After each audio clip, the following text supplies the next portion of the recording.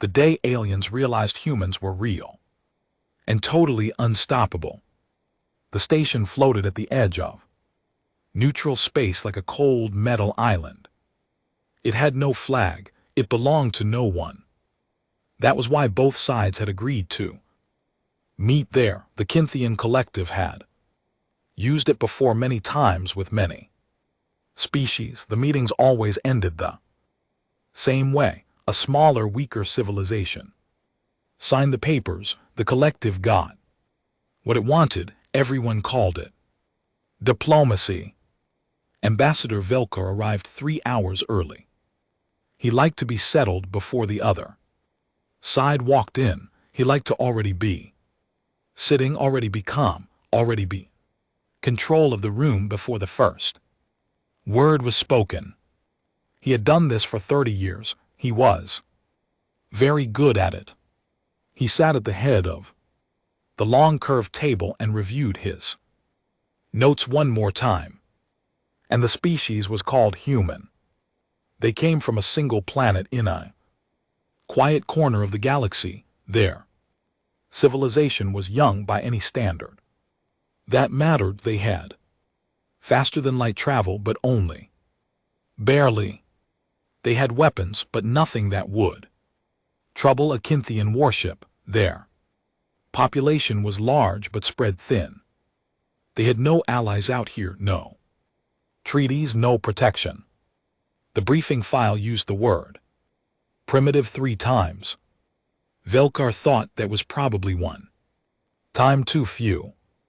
He set the file down when the door slid open. 3 humans walked in.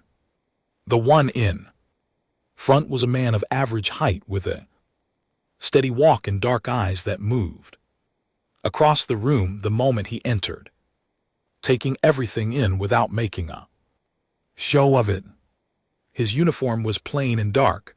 A small flag patch sat on one shoulder. His name, according to the file, this was Commander Jake Harris. Behind him came a woman named Lieutenant Kara Webb, carrying a data tablet and walking with the quiet focus of someone who had already read every document in the room twice. The third was a man named Sergeant Dan Cole. He was broader than the other 2, with the kind of stillness that did not come from being relaxed. It came from being ready. Velkar gestured at the seats across the table. "Please sit," he said. His translation collar carried the words smoothly into their language. Jake pulled out a chair.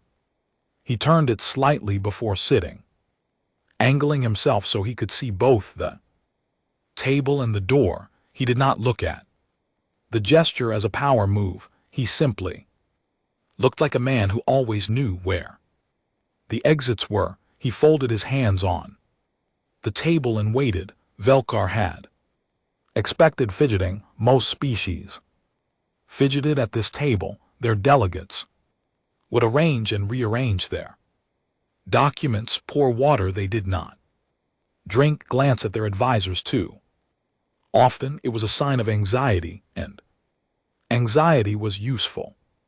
It meant the other side already understood the difference in power between them. Jake Harris did not fidget. He simply sat and waited, and his eyes were calm. Velkar cleared his throat.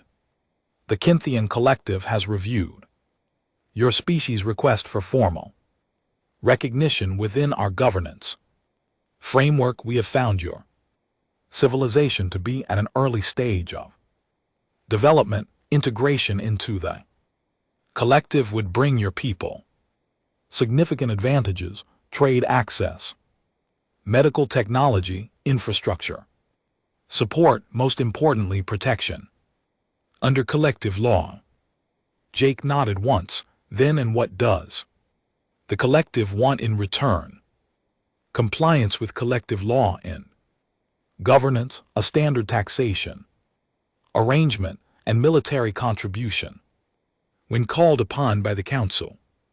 Military contribution, Jake repeated.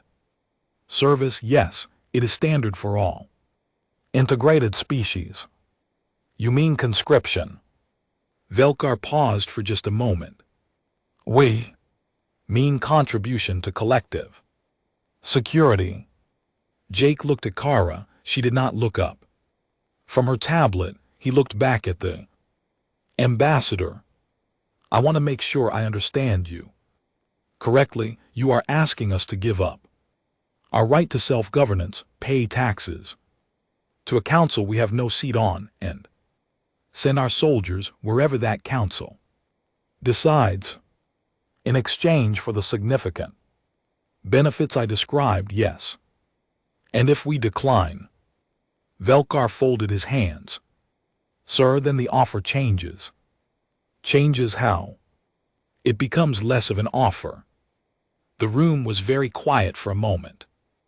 One of the Kinthian advisors along the wall shifted his weight, Dan Cole, standing near the human side of the room, did not move at all. Jake leaned back in his chair by a small amount, not a retreat, more like a man settling in.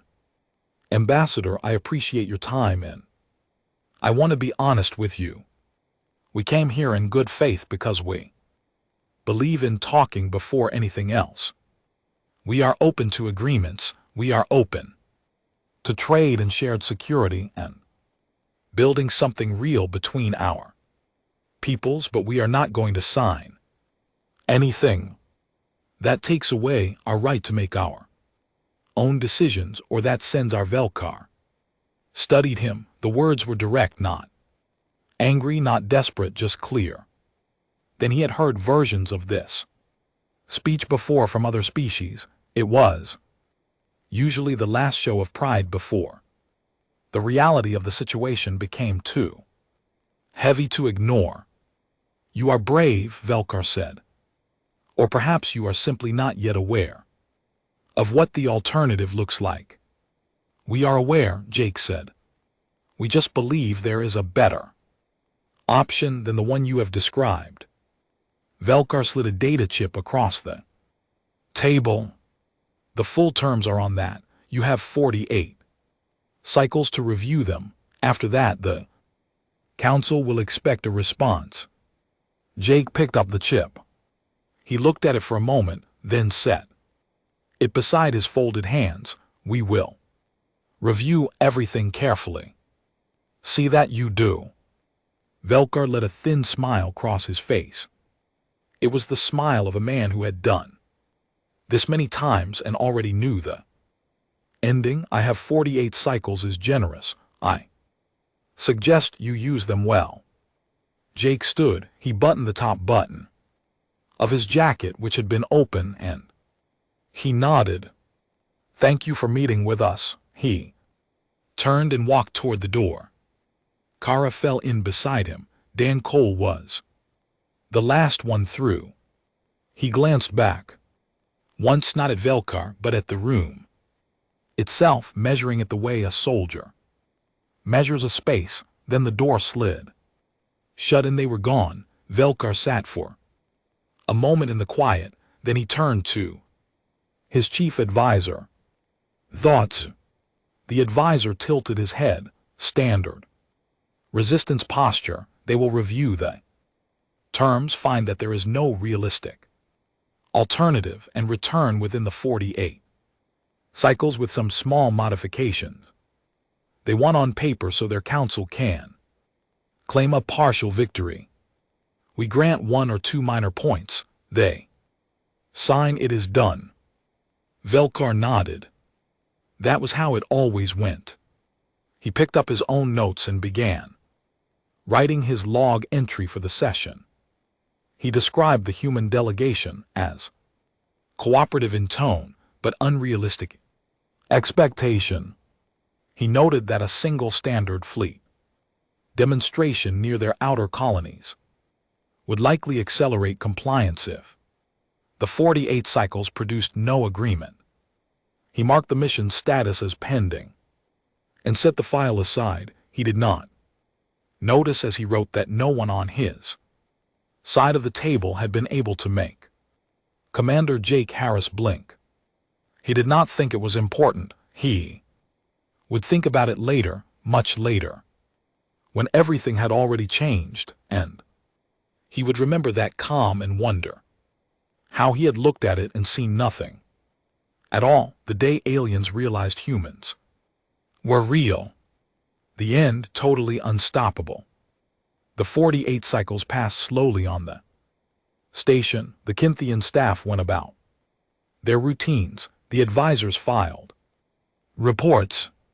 Velkar took his meals in his private room and read his briefings and waited for the message that would tell him the humans had made their decision. The message came on the final cycle. It was short. Commander Jake Harris requested a second meeting. He did not say whether it was to accept or to negotiate further. Velkar assumed it was acceptance. They always accepted by now. The weight of reality had a way of settling on a species during those 48 cycles. They would look at their fleet numbers. They would look at the collective's fleet numbers. They would do the math and arrive at the only conclusion the math allowed, and he confirmed the meeting and went to sleep with the easy confidence of a man who already knew how the morning would go. Jake Harris arrived on time again. The same three people, the same quiet walk. Kara Webb with her tablet, Dan Cole near the door, Jake at the table with his hands folded, and that same unhurried calm that Velkar was beginning to find mildly unusual. "We have reviewed your terms," Jake said, "and you accept." Velkar said it was not entirely a question. "No," Jake said. The room went still. Two of the Kinthian advisors along the wall exchanged a glance. Velkar kept his expression flat and his voice even. "Then what is it you are proposing?" "Commander." Jake reached forward and placed a data chip on the table. He did not slide it aggressively. He simply set it down. "A counter-proposal. Open trade access on equal terms. No conscription of any kind. A joint security framework where both sides have equal voice and veto power. Shared intelligence on threats that affect both our peoples. We sit at the table as partners." Velkar looked at the chip but did not pick it up. "You are not in a position to negotiate as partners. With respect, we disagree." "Commander." Velkar's voice was patient but firm. "Your entire fleet is fewer than 300 ships. The nearest Kinthian fleet group alone has over 2,000 vessels. Your weapon systems are projectile-based. Your ships are slower than our courier vessels. You have no allies in this region. You have no treaties. You have nothing that gives you standing to make demands of the collective." Jake was quiet for a moment. The quiet was not uncomfortable for him, and it was the kind of quiet a man used when he was about to say something important and wanted it to land correctly. "Ambassador, can I ask you something?" Velkar opened one hand. "Go ahead. Do you know what Earth's surface gravity is?" The question was so unexpected that Velkar blinked before he could stop himself. "It is in your planetary file. Approximately 9.8 ms squared. That is correct. And Kinthia Prime. 6.1. So your people have lived and trained under 6.1 their entire lives. Every soldier, every worker, every citizen. 6.1 from birth." Jake paused. "Our people have lived and trained under 9.8. Every human who has ever walked, run, lifted, worked, or fought has done it under a gravitational load that is nearly 60% heavier than what your soldiers experience every day. Velkar said nothing. He was listening. Now in a way he had not been listening before. Kara Webb turned her tablet around and slid it across the table. On the screen was a document. It was dense with numbers and comparative charts. Velkar leaned forward slightly.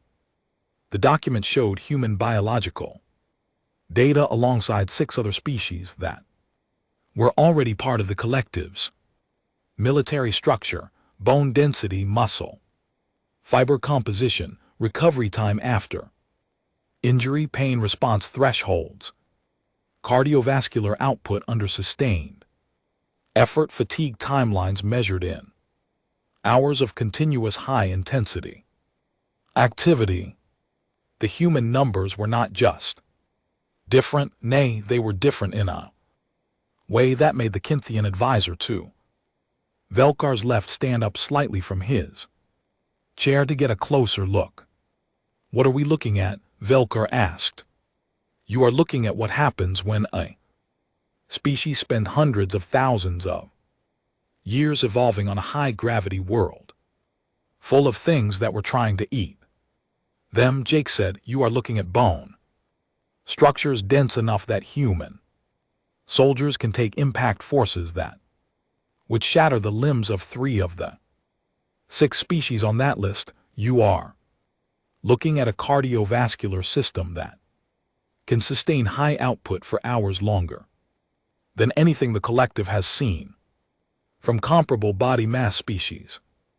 You are looking at pain tolerance ranges that our own doctors still argue about, because the upper end of what a human can function through is outside what their models predicted was survivable. The room was very quiet. The Kinthian advisor, who had stood up, sat back down slowly. He was still reading the document.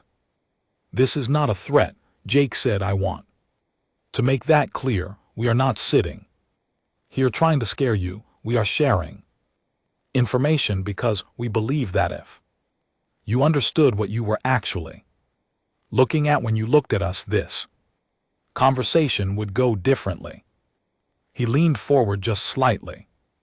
We are not the small, soft species in your briefing file, Ambassador. We are something that your briefing file did not have the information to describe correctly. Velkar looked at the data for a long moment, then he looked at Jake. Even if everything in this document is accurate, and it does not change the difference in our fleet sizes. You are right, Jake said. It does not. But it changes the calculation of what a conflict between us would actually cost. And we think, if you are the kind of leader we believe you are, you would rather know the real cost before any decision is made. There was a long silence. Velkar picked up the data chip Jake had placed on the table. He held it for a moment without looking at it.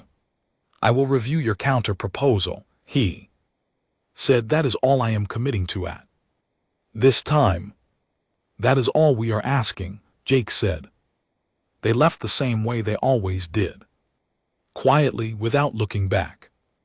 Velkar watched the door close and then turned to his advisor. The advisor was still looking at the tablet screen. He had not moved since he sat back down. Oh, what do you think? Velkar asked him. The advisor looked up.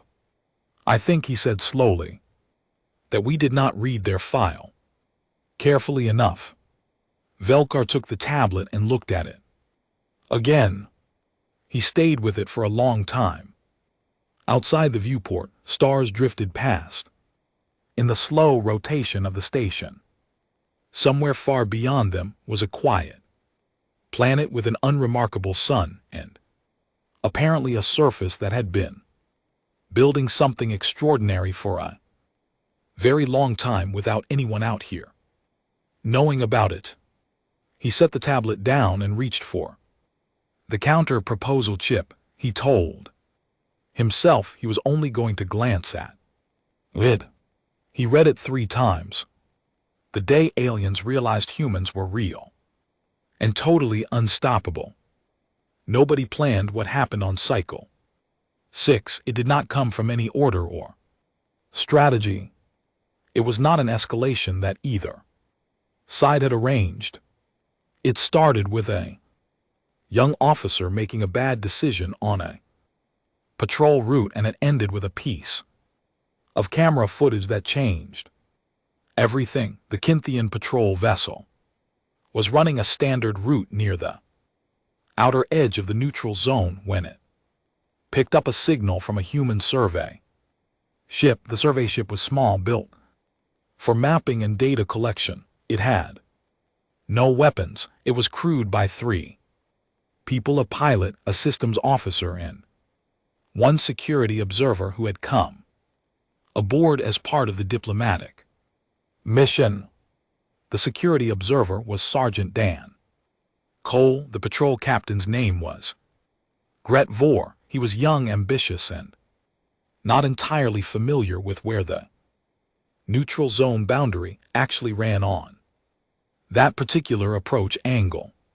He looked at his sensor display, but decided the human ship had crossed into restricted space and made a decision that would have been the right call if his reading of the boundary had been correct. It was not correct. The human ship was inside neutral territory by a margin of several hundred kilometers. But Gret Vore did not double-check. He gave the order to board. 8 soldiers went through the airlock in full armor. They were not expecting a fight. They were expecting 3 civilians who would put their hands up the moment the Kynthian soldiers came through the door. That was how these things usually went. With smaller species, show the armor, show the weapons, wait for the hands to go up. They came through into the main corridor of the survey ship and found Dan Cole standing in the middle of it. He was not in armor, he had no firearm, and he was holding a collapsible baton extended at his side. He was standing with his feet a little wider than his shoulders and his weight slightly forward. He was not saying anything. He was looking at them the way a man looks at a problem he has already started solving in his head. The lead soldier told him in Kynthian to stand down. The translation collar on the wall of the corridor carried the words into his language. Dan Cole looked at the collar, then back at the soldiers. "This ship is in neutral space," he said. His voice was level, not loud, not shaking. "You do not have the right to be here. Leave the way you came and we will call it a navigation error." The lead soldier raised his weapon and stepped forward. What happened next lasted 4 minutes and 32 seconds. The ship's internal cameras recorded every frame of it. Then Dan Cole moved first. He did not wait for the soldier to close the distance. He closed it himself, which was the last thing the soldier expected, and the baton hit the inside of the weapon arm before the trigger was reached. The weapon went sideways. Dan was already past it, past the soldier, putting the first one between himself and the others the way water moves around a rock, smooth and without hesitation. He fought the way he had been trained to fight, which was efficiently and without any of the hesitation that comes from wondering whether the situation is really as serious as looks. He already knew it was serious. That calculation had been done the moment the airlock opened. 6 of the 8 soldiers went down in those 4 minutes and 32 seconds. Then 2 retreated back through the airlock and sealed it from the other side. The 6 on the floor were breathing. None of them were in danger of dying. Dan Cole had been precise about that. He had put them down hard, enough to end the fight, and not one bit harder. He stood in the corridor when it was over. He was breathing hard. There were 3 cuts on his left forearm from the edge of a soldier's armor plating. One side of his face was bruised. Something had connected. He was not moving with any sign that the bruise bothered him. He looked at the sealed airlock for a moment, then turned and walked to the communications panel. "Cole to Harris," he said. Jake Harris's voice came back almost immediately. "Go ahead. We had a boarding attempt. 8 soldiers. They came in without warning. The ship is secure. I have 6 of them on the floor and 2 that went back through the lock." There was a short pause. "Are you hurt?" "Cuts on my arm, nothing serious." "What about our crew?" "Locked in the rear compartment, safe. No contact." "Stay put. I am contacting the station now." The footage reached Velkar within the hour.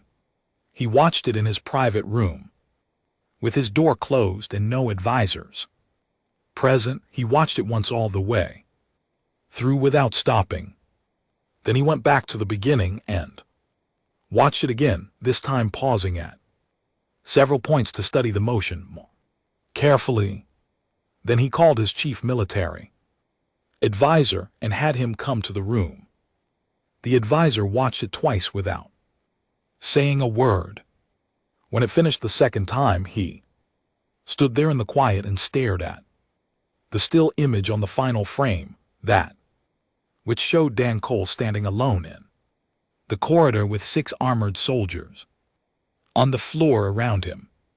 "He is not exceptional," Velkar said, quietly, almost to himself. He was remembering what Commander Harris had said in their first meeting. "You are not looking at what you think. You are looking at..." The advisor spoke carefully. "The movement patterns, the transitions between opponents." He was not reacting to each one individually. He was managing all of them at once, using space and positioning to prevent them from grouping on him. That is an advanced technique. Our best hand-to-hand instructors teach something similar. But the way he absorbed impact. There were 3 separate strikes that landed cleanly on him. Any one of those would have ended the engagement if they had landed on one of our soldiers in that same armor configuration. The advisor turned to look at Velkar. He kept going as if they had not happened. "Because of the pain tolerance," Velkar said. "It is the only explanation." Velkar stood up and walked to the viewport. The station rotated slowly and the stars moved in a long arc outside the glass. He stood there and thought about the data sheet Kara Webb had put on the table. He thought about the numbers he had read on the counter-proposal chip 3 times in a row 2 nights ago. He thought about the way Jake Harris sat at a table without fidgeting and waited. He picked up his communication device and connected directly to the human delegations channel. Jake Harris answered. "Your sergeant," Velkar said. "Is he all right?" Jake asked. "Not what did he do, not what is the situation." The first thing out of his mouth was asking if his man was safe. "He is unharmed. My soldiers are being treated." "Commander, I need to ask you a direct question." "Go ahead." "Is what I saw in that footage typical for your military personnel?" There was a brief pause on the line. Not a long one. Just long enough for Jake to decide how honest to be. "Dan Cole is good at his job," Jake said. "He is not considered exceptional by our standards." Velkar closed his eyes for one moment. "I see," he said. "Ambassador, I would like to come in. I think it is time we finished the Conversation we started. Velkar looked at the frozen image on his screen, 6 of his soldiers on the floor, 1 human standing. Yes, he said, come in tomorrow morning. I will have the council room ready. He ended the call and stood very still. In the quiet of his room. He had been in this work for 30 years. He had sat across from frightened species and struggling species and species that wept when they signed the papers. He had always known what he was looking at. He was no longer sure he knew what he was looking at. That feeling was new. He did not like it, but he respected it. And for the first time since the human delegation had walked through that door, Velkar began to think that maybe the outcome of this particular meeting was not as settled as he had assumed. The day aliens realized humans were real and totally unstoppable. The council chamber looked exactly the same as it always had. Same tables, same chairs, same faint smell of mineral oil and cold recycled air, the same viewport on the far wall showing the slow rotation of distant stars. But the feeling in the room was different this time. Velkar had noticed it the moment he sat down. His advisors were sitting straighter, their eyes were a little more careful. The easy confidence that had filled the room during the first 2 meetings was still there, but it had a small crack running through it now, like a heavy plate with a hairline fracture that has not yet broken, but that everyone in the room can feel. 2 senior council members had joined Velkar this time. That alone said something. They had not bothered to attend the first 2 meetings. They were attending this one. The humans arrived and the room changed. Again, in the way a room changes when people walk in who are not carrying any of the weight you expected them to be carrying. But Jake Harris brought a 4th person. She was a woman named Captain Amy Grant. She was compact and quiet with steady eyes and the kind of stillness that came from spending a lot of time in rooms where staying calm under pressure was not optional. She sat beside Kara Webb and said nothing during the early part of the meeting, which suited the moment because there was a great deal that needed to be said before it was her turn. Jake began with the boarding incident. He laid it out plainly, what had happened, where the ship had been, what the patrol captain had done. He did not raise his voice. He did not use it as a hammer. He stated the facts. In the same quiet way he did everything else, and then he stopped and waited. Velkar acknowledged the error. One of his senior council members added a formal statement of regret. It was brief, but it was genuine. Jake nodded and said that the matter was noted and that the humans wished to move forward. That was when the real conversation began. Velkar placed the counter-proposal chip on the table. He had reviewed it 6 times. His advisors had gone over it in detail. They had found it well-structured, more sophisticated than they had expected, and built on a framework of actual equality, rather than the kind of paper equality that smaller species sometimes tried to argue for and never got. We have reviewed your terms, he said. There are sections we find acceptable. There are sections we need to discuss. That is what we are here for, Jake said. They went through it point by point. Trade access moved quickly. Both sides wanted it. The language around military cooperation took longer, and the collective's existing framework assumed a hierarchy. The humans had written their framework around mutual consultation and shared authority, with neither side being able to commit the other's forces without Formal agreement. It was a clean concept. It was also something the collective had never agreed to with any species, and two of Velkar's advisors made that point clearly.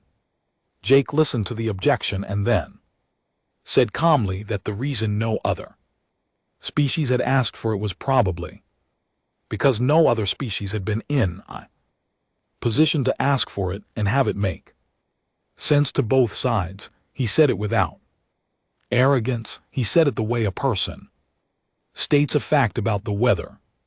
The room went quiet for a moment. Then Velkar said he would like to take a short break, and he and the senior council members stepped out. They stood in the corridor and spoke in low voices for several minutes. When they came back in, the advisors who had been pushing back on the military framework said nothing more about it. The conversation moved on. At some point, one of the Kinthian advisors turned to Amy Grant, who had been sitting quietly taking notes, and asked if he could ask her something off the record. Amy looked at Jake. Jake nodded once. The advisor asked about Earth, not about the government or the fleet or the trade numbers. He asked about the planet itself, the animals, the old ones, the dangerous ones. Amy set down her stylus and leaned forward with her elbows on the table. She talked for a long time. She talked about the ocean and what lived in it. She described creatures the size of ships that breathed air and sang to each other across distances of hundreds of kilometers. She described things with teeth built to crush bone, things that hunted in packs and used strategy, things that struck from ambush, and things that ran prey down across the open ground over the course of hours, because their bodies were built to outlast anything they chased. She described the ones that looked harmless and were not. She described the ones that had been there since before the first humans stood upright, and the ones that had only survived because humans chose to protect them. The advisor was writing things down. Both senior council members were listening. Velkar had stopped looking at his papers. She talked about the ice ages, how when the cold had spread across most of the planet and the species that could not adapt had vanished, and the ones that found a way through got stronger. She talked about the diseases, the ones that had swept through human populations and killed enormous numbers, and the ones that humans had eventually hunted down and destroyed with medicine and will and the stubborn refusal to let anything just win. She talked about the volcanoes and the floods and the long dry periods when the land offered almost nothing and people survived anyway.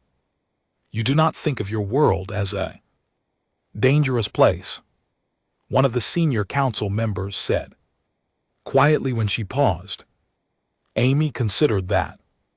We have national parks, she said. Places we set aside so the land stays wild and the animals stay free. We take our children there on holiday. We hike through them. We sleep in tents. She smiled just slightly. We think of our world as home. It is a beautiful place. It is also a place that spent a very long time testing us before it let us build anything permanent on it. We passed. The room was quiet. Velkar looked at Jake. Tell me something honestly, he said. When I told you the offer would become less of an offer if you did not accept, were you concerned? Jake thought about it. We were not happy about it, he said. We would not have wanted a conflict, but no, we were not concerned in the way you probably meant. Because you believed you could win. Because we knew what a conflict would cost you, and we knew you did not know That yet we came back to talk instead of waiting to see how the math worked out because we genuinely did not want either side to pay that cost. He paused. Ah, that is the truth. Velkar was quiet for a moment, then he said, I believe you. He picked up the counter proposal and wrote something at the top of the first page. He turned it around and slid it across the table, at the top in the cramped angular script of Kinchin formal notation. He had written a single word that translated loosely as accepted as a basis. Jake read it. He did not smile widely or show relief. He just nodded, and the tension in the room came down slowly like pressure, releasing from a sealed space, and for the first time in 3 meetings, something felt like it might actually be possible. They worked for 4 more hours that day. Nobody left early, nobody hurried. When they finally stopped for the evening and agreed to continue the next morning, Velkar walked to the door with Jake and said, and without planning to, your world sounds extraordinary. Jake looked at him for a moment. It is. He said simply, you should visit sometime.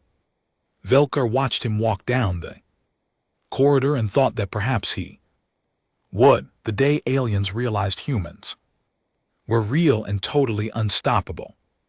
The final agreement took 11 more cycles to complete. It was not easy. None of the best things are. There were long nights at the table, where the language of a single clause became the center of a 2-hour argument.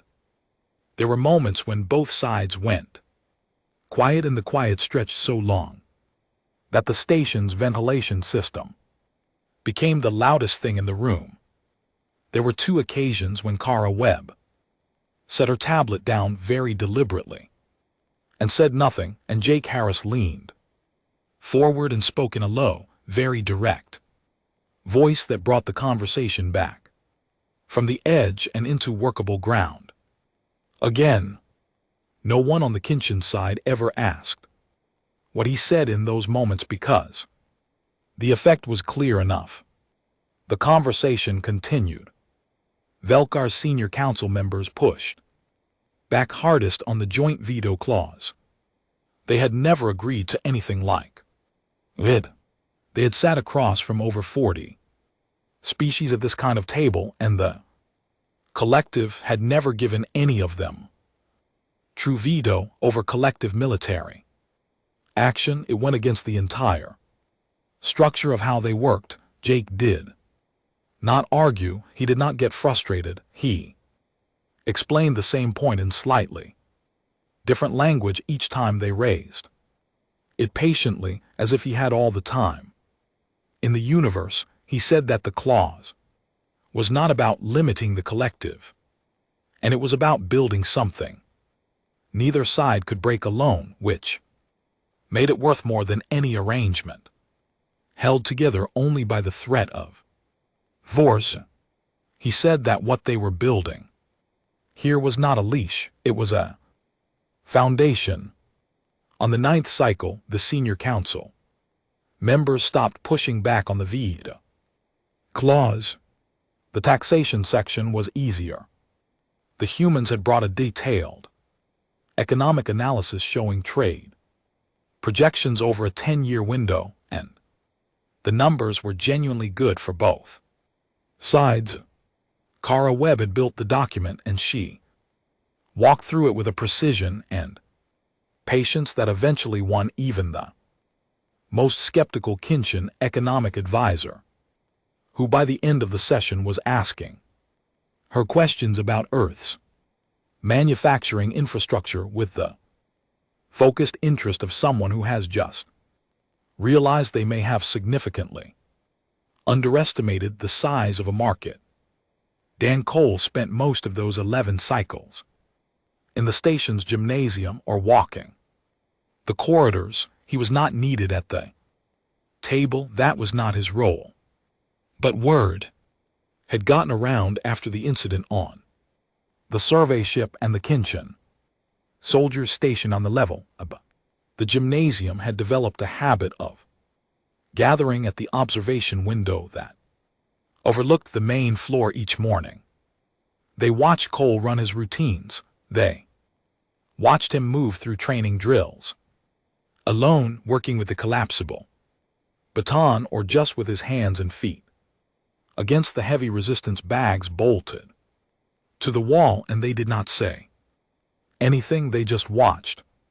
Some of them started arriving a few minutes earlier each day so they could see the beginning of the session. One of them, a young soldier who was technically supposed to be on administrative duty at that hour, was found at the window by his supervisor on the third day in a row. The supervisor started to say something sharp about duty schedules. Then he looked through the window at what the soldier was watching. He stood there for 4 minutes without saying anything. Then he quietly reassigned the soldier's administrative duty to a different time slot. The signing ceremony was small. Both sides had agreed they did not want something large and performative. A big ceremony felt like theater, and what had been built here was not theater. It was real, and real things did not need a show. Arvolkar stood at the table with Jake Harris. Kara Webb and Amy Grant were there. 2 of the Kinchin Council members stood behind Vilkar. The room was the same council chamber where the first meeting had taken place, and the table was the same table, and the mineral oil smell was the same, but the feeling in the room was nothing like it had been on that first day. They signed. Both pressed their marks to the document. A camera on a small tripod recorded it. No speeches were made. Velkar had considered preparing something and decided against it. Jake had apparently made the same decision. When it was done, they looked at each other across the table, and Velkar extended his hand in the human gesture he had seen Jake use at the start of their third meeting. Jake shook it firmly. "Good work," Jake said. "I on both sides," Velkar replied. The room emptied slowly. Amy Grant walked out with the Kinchin economic advisor, the 2 of them still talking about freight corridor routing as if the signing had been a brief interruption in a conversation they intended to continue for a long time. Velkar walked to the viewport after everyone had gone and stood there alone. He looked out at the stretch of space beyond the station glass, out there past the neutral zone markers and the patrol routes in the long dark. Between stars was a system he had once described in a log entry as unremarkable, a quiet star, a mid-tier planet, a young civilization that had not yet understood the power differential between itself and the collective. He had been wrong about most of that. The planet was not mid-tier. He understood that now. And a world with that gravity and that history of hostile biology and that geological violence had not produced a mid-tier species. It had produced something that came to a diplomatic table without fidgeting, that sent a single unarmed soldier against 8 armed ones, and had that soldier come out standing, that talked about its dangerous and beautiful home with the easy pride of people who knew exactly what they were and were not embarrassed by any of it. He had almost sent a fleet. He had written it in his log on the first night, a single standard fleet demonstration near their outer colonies would likely accelerate compliance. He was glad the fleet had stayed where it was. He turned away from the viewport and picked up his documents for the next session, and there was already a Follow-up meeting scheduled for the first Joint Trade Convoy Coordination. The Kynthian economic advisor had requested that Kara Webb attend that one. Specifically, Velkar had already approved it. Jake Harris had left the station that afternoon with a short goodbye and no fanfare. He had filed his reports, briefed his crew, and boarded the transport back to Earth on schedule.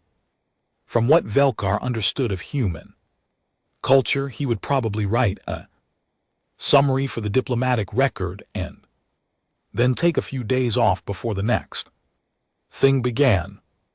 Velkar hoped he rested well. He had earned it. He also hoped in a quiet way that he would not have expected to feel a month ago that they would meet again at this table, not because of a crisis or a conflict or a term that needed renegotiating, just because the conversation had turned out to be one worth having.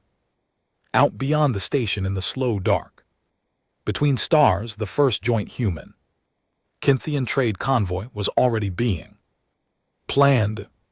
30 cycles out, it would leave from a human port and cross into collective space, carrying goods that neither side had been able to access before, crewed in part by both species for the first time in history. It would not be the last convoy, it would be the first of many. And on Earth, in a quiet part of the country where the air was clean and the night showed the stars without interference, Jake Harris sat on the back porch of his family's house and looked up at the sky. For a long time, he did not say anything. He just looked. The stars looked back the way they always had, full of everything that was still out there waiting, and he went inside when it got cold, made coffee, sat at the kitchen table with the mug, both hands, and let the quiet of the house settle around him. There was more work in the morning. There was always more work in the morning. He was looking forward to it.